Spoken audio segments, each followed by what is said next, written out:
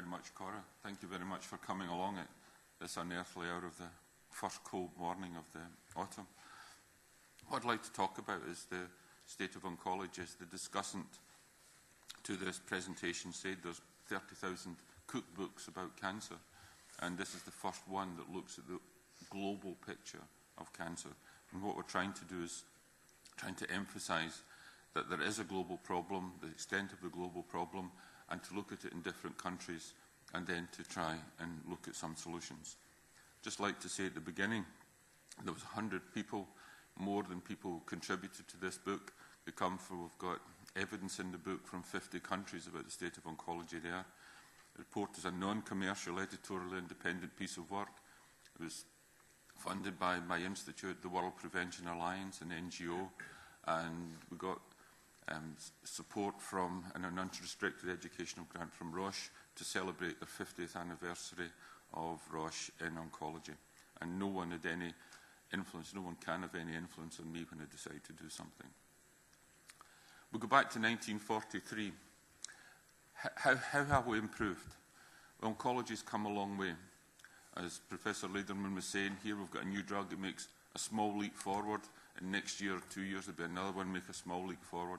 And it's all these small leap forwards that have contributed to this changing situation. This is a review that was published in the New England Journal of Medicine in 1943 by Ira Nathanson, and he did a complete review of what was known up to that point about the curability, as he called it, of cancer out to 5 years.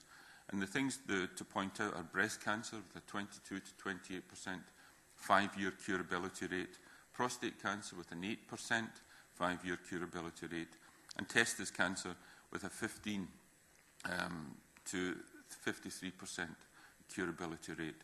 If you look at colon rectum cancer, it's down there about 25–27%. Things have become a lot better now. 90% 5-year survival from breast cancer.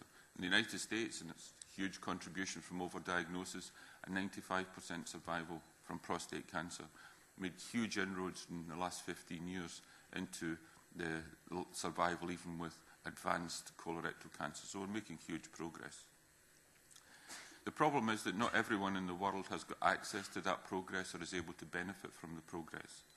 And present at the sub-Saharan Africa, they're experiencing a rapid growth and ageing of the population now and into the foreseeable future.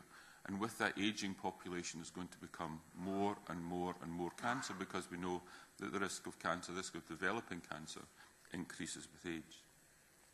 There's tremendous inroads being made into HIV/AIDS, and then again that's going to contribute, and other infectious diseases are going to contribute to increased life expectancy and a concomitant increase in chronic disease, including cancer. At the present time, the continent is not well placed to deal with the current situation, never mind to try and plan for what's going to happen in the future. The cancer burden in Africa, the incidence will double in the next 15 years in Africa. The treatment infrastructure isn't there. There's 30 countries that don't have a single radiotherapy machine in Africa. Most of the rest of the countries, apart from in North Africa and South Africa, have one machine per country. And for those machines, most of the year, that machine is broken and not workable. They're all cobalt machines. There's no linear accelerators. There's no constant electricity source to generate to support that. We looked around the world and we looked at the ratio of qualified oncologists to the populations. You know, it's hundreds and thousands in some countries, 1,000 per million in some countries. But here we look at places like Myanmar, Nepal. Nepal, 0.17 oncologists per 1 million population. So how can you expect to treat the cancer burden in a population of 25 million with 0.17 oncologists per million? It just doesn't work out. And you can see the huge variation and the problems that we've got in the low resource countries with this capacity. One of the things we also looked at, everyone's had the feeling that cancer is more advanced in different parts of the world. Here is the stage distribution of breast cancer around the world. T4 is advanced metastatic disease, T3 is advanced disease, but you look at United Kingdom, Australia, and these aren't in special hospitals, these are just done in non-specialist sort of rural county hospitals. In the United Kingdom and Australia, there's very few patients present at the advanced stage T3, T4. But if you come down to Uganda, Kenya, just about every patient that presents to the hospital presents at T3 or T4, at a stage where cure and curative therapy is impossible and palliation is the only option. And palliation is quite interesting because in 30 countries of Africa, it's forbidden to import morphine, it's forbidden to import opioid drugs. And therefore, when you see patients with AIDS, in the last stages of AIDS and the final stages of cancer, frequently with terrible pain, there is no solution other than paracetamol, and I can assure you that paracetamol is not an appropriate therapy for dealing with terminal cancer pain or terminal pain in AIDS. The conclusions of the report is it's bad to have cancer. It's worse to have cancer if you're poor. The gap between rich and poor, between the highly educated and the least educated, the north-south divide, as we frequently refer to it, is already substantial and it's set to continue to grow. We are making steady progress, continues to be made in all aspects of oncology, and we're moving survival ahead gradually, step by step. But as you can see from the data from 1943 up to the present, all these little steps have combined to make huge leap forwards, and I think that's something to be congratulated for. The big problem is that in the low-resource countries, patients present with advanced disease. The case fatality, the mortality rate is very, very high, and we're not in a position to be able to do anything about that because we haven't really got our act together. They lack treatment facilities, they lack diagnostic facilities, they lack all sorts of backup material, they lack technicians. 80% of cancer in Africa is treated without any pathology or histology available. And that's taking a real shot in the dark when it comes to cancer treatment. We need radical solutions. The Economist Intelligence Unit 4 or 5 years ago estimated it would cost $250 billion just to have everyone in all the resource settings of the world come to the same outcome for their cancer.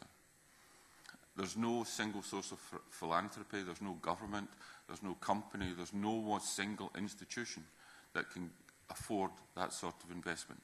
Gates is making a fabulous investment in vaccination, but even the wealth of Gates and Bloomberg and company cannot come close to making an impact in this, overall impact in this cancer problem. I think we need a new model. The current model of financing is broke. We need to fix it. New models are necessary to cope with this situation and the situation to come. There's a need, in my opinion, and this is based on evidence in the book, there's a need for an effective public-private partnership. I would say private-public partnership because that needs to be driven in the by the private sector. This needs the commitment of governments, non-governmental organisations, as well as the industry, all industry to be effective. And it should have as metric the right of every patient with cancer to have the most appropriate treatment and care for their disease.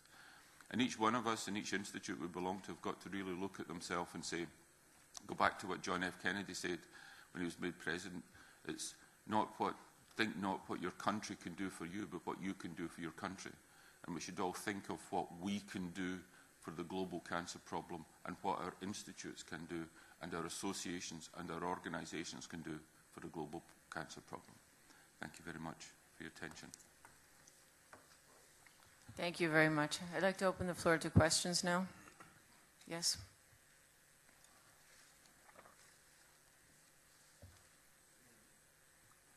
Can you please identify yourself? Thank you. I can't hear you.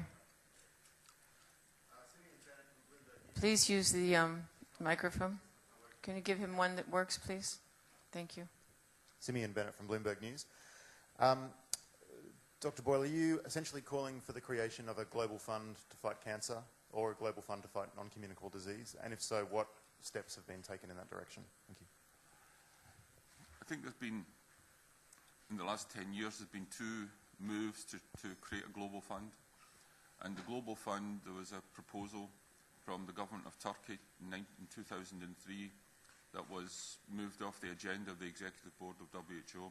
And then there was the UN summit, which was held the year past in September. I think the even the sums of money they're talking about in the Global Fund, when we look at the Global Fund for HIV, AIDS, TB and malaria, they are totally inadequate to deal with this cancer issue. And I think that we need to rethink the model. Global funds tend to be government-driven, and I think we've got to move away from that because it's in everyone's interest. It's in the public interest, it's the patient interest, the population interest, and the industrial interest to actually do something about this problem. And I think we need a new model, and to my mind, that should be driven by the private sector. And then once that's in place, groups like IMF, the World Bank, they will follow suit, and the public sector will be required to follow on. It needs a completely new initiative and a new idea, I think. Questions? Caroline Helwick, ASCO Post. Dr. Boyle, so where is your report published? Is it a book, a report? Is it online? How can we find it? Well, there's some copies of the book which are available free to be distributed at the desk. It's just printed last week. There is a short summary, a brochure goes with it, and I'm happy to give you a PDF on a stick. What we're trying to do is, if anyone wants to purchase the book, know that anyone that purchases the book, the money is going to go to sending this to as many places in the low-resource countries as possible. Alice Goodman with the ASCO Post. Dr. Letterman, you talked about this restricted means analysis when the curves are not proportional. I've heard that a couple of times at this meeting, and I think it's the first time I've heard it at a cancer meeting, but I'm not sure. Can you just explain that in a simple way, what that means, why you need to reanalyze it, and is this a way of changing what the results are, or? It is something that seems to occur more in situations where you've got a drug that's given with another drug and then continued as maintenance afterwards. And it's to do with the hazard ratio, the difference between the two curves is not constant. The difference changes with time. And therefore, although you can undertake a standard log-rank analysis to look at the difference in the curves, the restricted means analysis takes account of the changing proportionality between the two curves as time goes by. So that's really what it is. Caroline ASCO Post. Dr. Reimers, so your PI3 kinase mutation was not a factor, which is interesting because, as I'm sure you know, there are many other studies, including one reported here at this meeting, which found a 90% reduction in relapse with PI3 kinase mutation. So how do you explain the fact that that wasn't associated in your study? Yes, it is interesting indeed. We think that the low dose we use, which is 80 milligrams, is not sufficient to activate the PI3 kinase pathway or the COX-2 pathway, because pharmacological data on aspirin use has indicated that 80 milligrams of aspirin only will be sufficient to activate the platelet pathway. But we don't think that it's necessary that our results are how do you say that? We believe that there are two pathways involved in the aspirin effect. So it might possibly be the PI3 kinase mutation, but it needs further validation. But we also believe that that is a platelet activation, which is responsible for the distant metastasis. Because the PI3 kinase mutation is on the tumor itself, but when the tumor cells metastasize through the bloodstream, then you need the platelet activation pathway. Question back here. Hi, I've got a question for Dr. Boyle. Hello. Over here. Hi. Can you identify yourself, please? My name's Becky McCall. I'm freelance.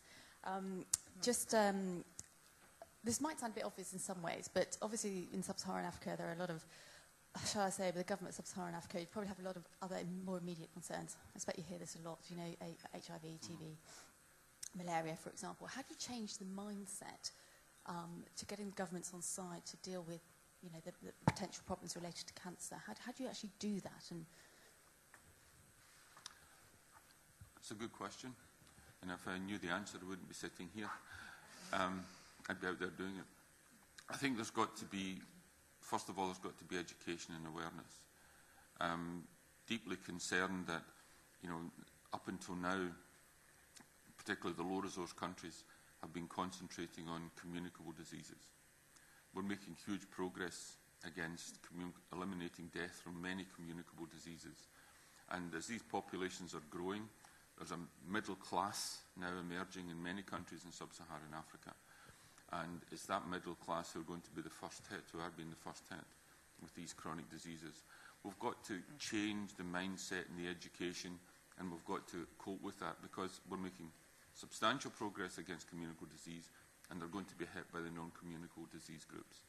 I could sit and I could do the same lecture, the same call for action for diabetes. Diabetes is going to swamp cancer as the #1 global public health problem in the next 5 to 15 years. In 2030, there'll be 500 million people around the world with type 2 diabetes. There'll be 500 million people with pre-diabetes. These chronic diseases, cancer, diabetes, cardiovascular disease, are going to become huge problems, particularly in the low and lower middle income countries. And we've really got to do something now rather than wait for 30 years and say, oh goodness, what a problem, we've got time to do something. So the whole pathway, your question is very good. How do we change that? I don't know. I just know that we must change it. We must find a new model to finance it if we're going to make progress for global public health and not merely our own health here. Dr. Boyle, what about programs geared toward prevention, programs geared against smoking and education, instead of selling cigarettes in the low-income countries? Well, that's, of course, important in the longer term. We're fighting against tobacco and cigarettes in the lower-income countries, yeah, but we're not going to see the effect of tobacco and cigarettes for 30 or 40 years. I'm a great believer in prevention. Prevention is what you've built a career around. But you've got to treat the cancer patients who present at your door today. And so we've got to find this balance between how to bring about cancer control. And in this book, we mention that there's 4 pillars of oncology. There's 4 things that every population and every patient has got a right to. First of all, we've got to prevent those cancers that can be prevented. We know how to prevent half the world's cancer today. We've got to implement that. Secondly, we've got to treat all the cancers that can be treated, and that's not happening in the lower resource countries. We've got to cure all cancers that can be cured, and we've got to provide palliation wherever palliation is needed. 4 simple pillars which can provide together a metric of how cancer control activities are going. And every country in the world, every patient in the world, every population in the world has got the right to have these 4 pillars available to them in their country. Other questions? Yes? Charles Bankhead, MedPage Today. I have a question for Dr. Letterman. On the basis of the results you saw in this study, do you see sodironib as a potential competitor or alternative to Avastin? Well, I think it's certainly an active drug. The drug has been developed, as I said, by AstraZeneca, and we discussed the results with them. This was an academic-led study. They supplied the drug. So they need to go over the details of the analysis and then make a decision as to whether or not they want to develop the drug further. As you probably know, it was a drug that was being tested in a number of different tumor types, and all those trials did not reach the endpoints that they required to take forward for licensing, so the company decided to stop developing the drug. I think that the evidence is pretty strong. I think that anti-angiogenics have a very important role in ovarian cancer. I think there are opportunities to use different anti-angiogenic drugs, and I don't think that bevacizumab is by any means the only one. And certainly in this setting of recurrent ovarian cancer, there's quite a lot of space for other types of anti-angiogenics other than bevacizumab. Lynn Peterson with Trends in Medicine. So, Dr. Letterman, do you consider this improvement, this 3 months, actually clinically meaningful? And Dr. Sternberg, would you comment on your opinion of the clinical meaningfulness of the progression-free survival and overall survival in the AZD 2171? Well, the short answer to your question is yes, I do. I mean, as Dr. Boyle has said, you know, we've made progress in cancer therapy in small increments, and this is an increment, and I think most people would accept that an increment of 2 to 3 months in overall survival is a worthwhile increment to have. On the other hand, you have to look at the toxicity of and acceptability of therapy, and in the main, it was manageable. Patients were able to have this for a long period of time. So, short answer is yes. You asked my opinion. I also think this is clinically meaningful. This drug is a tyrosine kinase inhibitor. It's different from bevacizumab, so it has a slightly different mechanism of action. The tyrosine kinase inhibitors are not only pure VEGF inhibitors. They have other mechanisms of action. So the patient could become even resistant to bevacizumab, for example, a monoclonal antibody, and then respond to a tyrosine kinase inhibitor that has several different mechanisms of action. So I could actually see the use of one after another and be used in different populations. I think the women in the trial who got that arm would think it was a significant, important advance. Dr. Boyle is saying that he thinks the women in the trial who got this would say it was significant.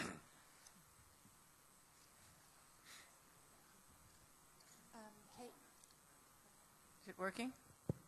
Yeah. Yeah. Go ahead. Okay. Kate Kelland from Reuters. Professor Boyle, do you have any, when you're clear that you think industry should be leading this,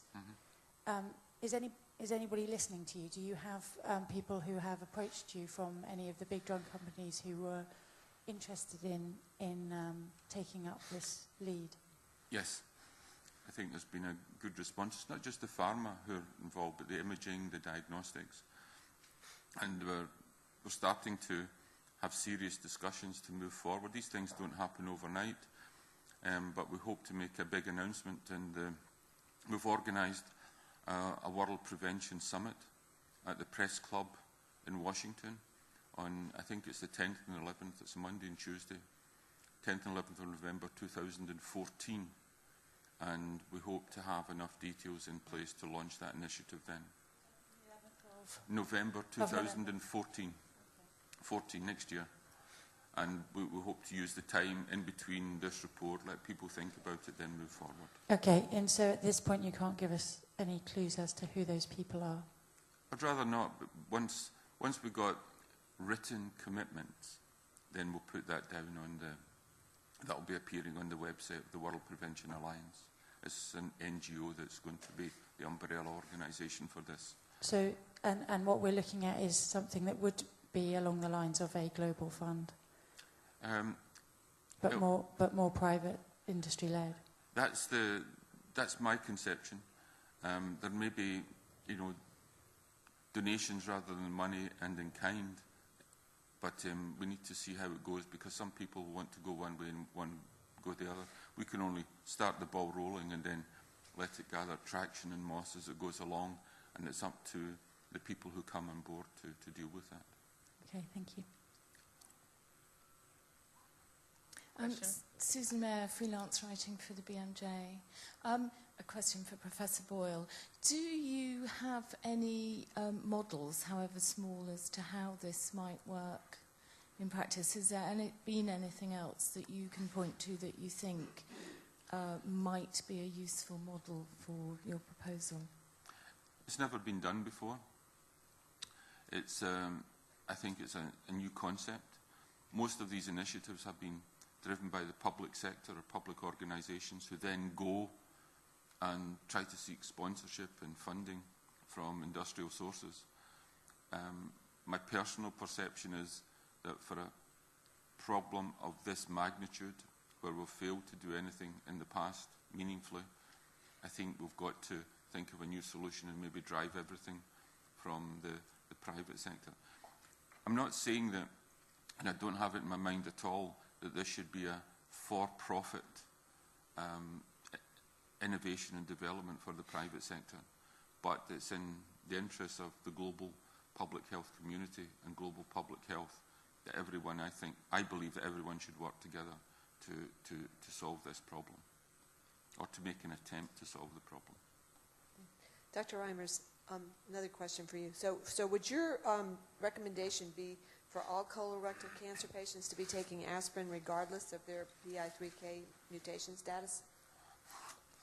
I wouldn't say it that loud, but I think the first randomized trial need to be started, and actually at the moment a trial is going on in Asia. It's called the ASCOT trial, and another trial is starting in England, the aspirin trial, and we are also trying to start a trial in the Netherlands, which is called the aspirin trial. And you see the results of all studies using aspirin is very good, also with low dose and high dose. And you don't see a lot of toxicities in patients taking aspirin. I believe the stomach bleedings are 1 to 2% in the elderly. So it's not that there are not a lot of toxicities related with aspirin use. But it's still early to say give all the patients aspirin. But we have to wait for the randomized control trials before saying that. Can you say anything about measuring the HLA class 1 antigen on the tumor cells?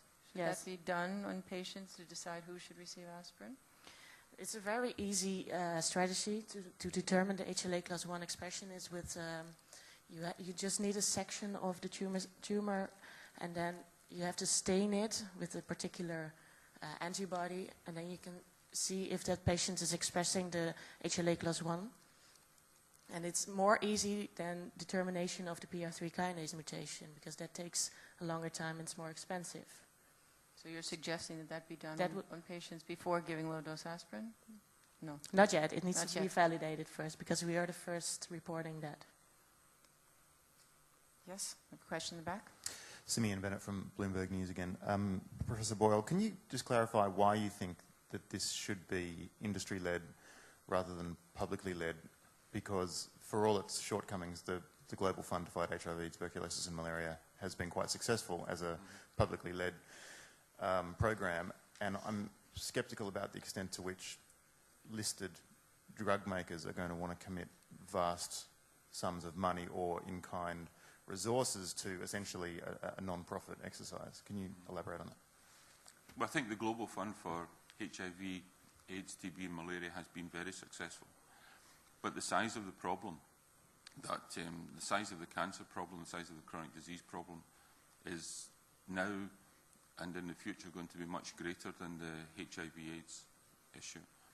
I think that the sums of money involved to do something about this are going to be considerably higher than we needed to turn around the AIDS epidemic.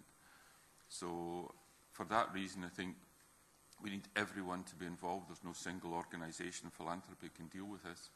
And historically, I think that we've got off to several false starts with publicly led initiatives. I think this is what I'm proposing is a relatively new initiative to try and see if we can bring this off, where using a model which hasn't been tried before, whereas other models have got off to false starts in the past. I'm not saying this will solve the problem, but I think this is a very new way to look at the problem, and it could bring significant resources, financial and other resources, to bear on the issues. Susan Mayer, BMJ. A question for Dr. Reimers. What proportion of your patients were expressing HLA-1? It was, I think it was 66% of all the tumors expressed HLA class 1. And the second question, Professor Sobrero yesterday said it would be very difficult to run a randomized trial of aspirin because once you give informed consent, patients would perhaps agree and then go off and buy aspirin and contaminate the study. Any thoughts on how you would do that? Yes, we already thought about it, and it's in the Netherlands. You can only buy, you only get 80 milligrams of aspirin on recipe by a doctor. although the high-dose aspirin is available in the pharmacist.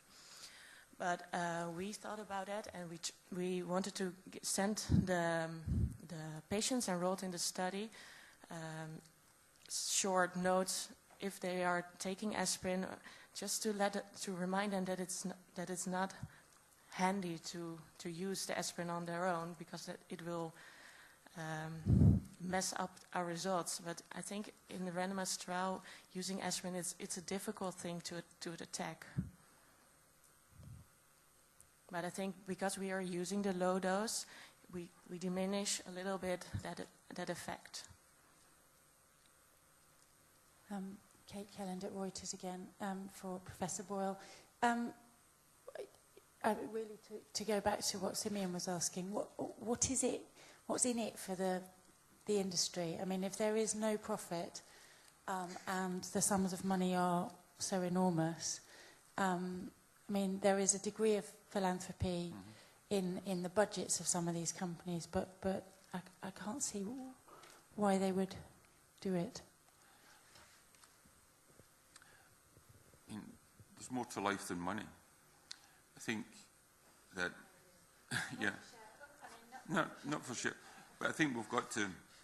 I mean, my personal belief is that we need to do something new. This looks like something new, and there's some interest already, and we need to see where it goes. It might fly, it might not fly, but we've got to try it and see. What's in it for industry? Well, there's 277 radiotherapy machines in Africa, and they need 930. So there's 600 radiotherapy machines needed.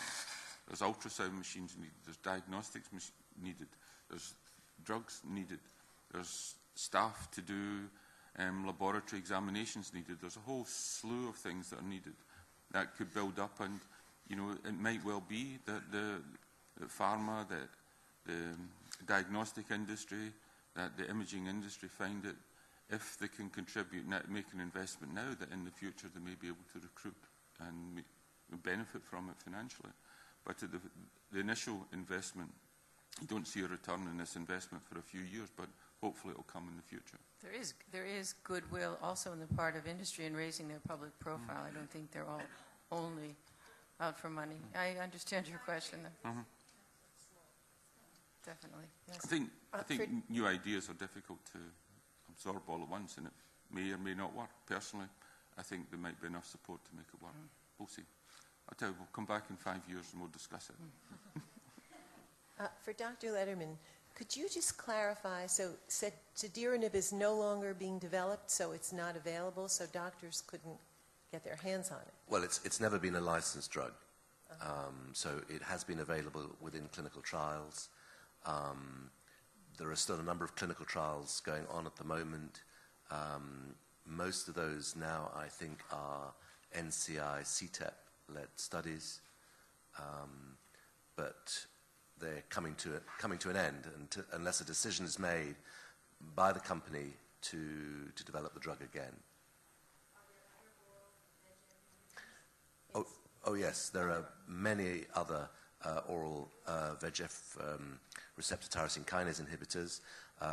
Some of those have been tested in ovarian cancer. One of them, pazopanib, has been shown to be beneficial in first-line therapy and as a maintenance drug. And there's another study which is yet to report, which will report in the next month or two in ovarian cancer. And there are others that have been tested that are negative.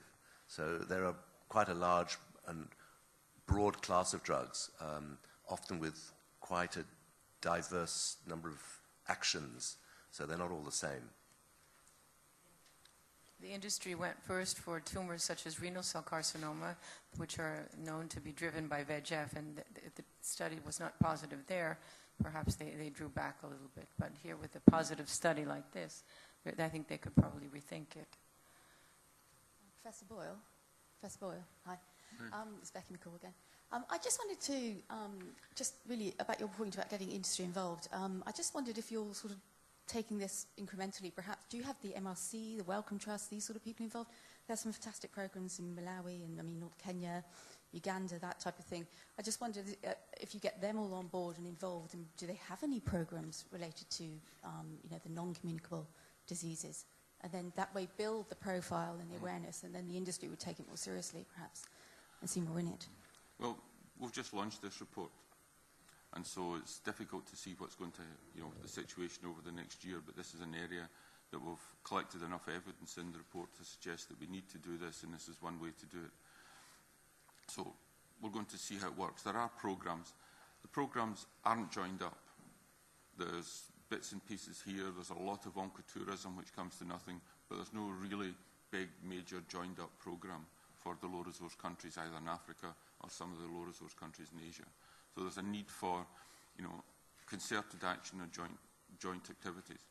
The Global Fund question I didn't answer very well, because the problem with cancer, and we don't need to look at it on a regional level. It's got to be a country level, because even adjacent countries can have different approaches and different problems to the same issues. And I think we need to pay much more attention to the country level rather than thinking it as a region. And how you would divide up a global fund is going to be, that would be quite tricky between countries, but there's other people who can solve that problem. So the patients were dying much earlier of infectious diseases in Africa. Now they're living longer, and now there's more cancer. It's very simple. My husband was recovered in a private hospital in Nairobi with an infectious disease. There was not one oncologist there, and I was there for 5 nights talking about many different patients and giving oncology consultations just because I was there, to very brilliant cardiologists who were willing to learn and interested in learning, but they'd never really been with an oncologist before. Lynn Peterson with Trends in Medicine again. So, Dr. Lederman, are you as enthusiastic about AZD 2171 after you've seen the PARP data yesterday? I have to declare a slight conflict of interest here, having been the lead for the Study 19 olaparib trial. They're different classes of drugs, and it's just, I think, very fortunate that ovarian cancer patients can benefit both from inhibitors of angiogenesis and PARP inhibitors. I mean, the PARP inhibitors are particularly active in patients who've got a BRCA1 or BRCA2 mutation, and much of the development going forward with the PARP inhibitors will be in that group of patients. But it is active in patients who don't have germline mutations. Of course, an interesting question is whether the two might work together, and there are trials going on looking at that, and very much at the moment early phase, early stage, looking at toxicity interactions and so forth.